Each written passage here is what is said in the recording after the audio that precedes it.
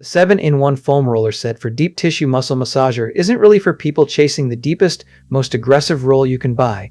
It's for the kind of person who wants a whole toolkit without buying 6 separate things.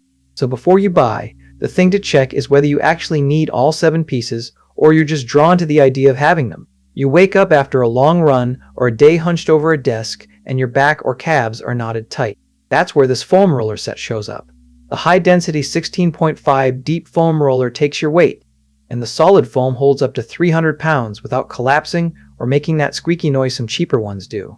This is a recovery kit, one job, done across 7 tools. The 15 anti-slip massage stick handles smaller spots, the peanut massage ball rolls out tight areas, and the 78 stretching strap lets you work range of motion without overreaching. It doesn't claim to be a massage gun or a chiropractic device, it's just rollers, bands, and balls in one bag. The 3 resistance bands give you progressive tension without buying a rack.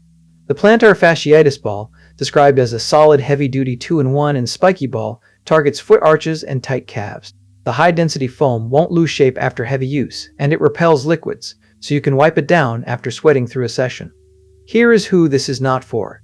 Anyone who wants a single, ultra-firm roller for aggressive myofascial release. If you're the kind of person who measures twice before buying gear you'll actually use, this is fine.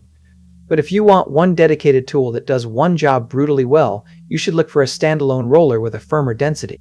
The whole set comes in a durable, portable nylon mesh bag that doubles as a yoga mat carrier, which is either clever or a little desperate, take your pick. And the brand says they'll answer emails within 24 hours for problems or replacement parts, which is more than some sellers manage. I look at a lot of products like this, stuff that promises to fix everything and ends up being fine at a lot of things.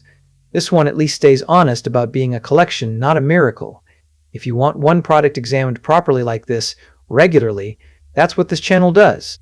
Reading the listing, they emphasize the 300 pounds capacity and the no squeezing noise foam pretty hard, which tells you they're chasing buyers tired of flimsy rollers collapsing under real use. What they don't mention is the exact density rating, which is usually where the rubber meets the road on how aggressive a roll you actually get. The link is in the description so you can check what it is sitting at right now and decide if the timing works for you.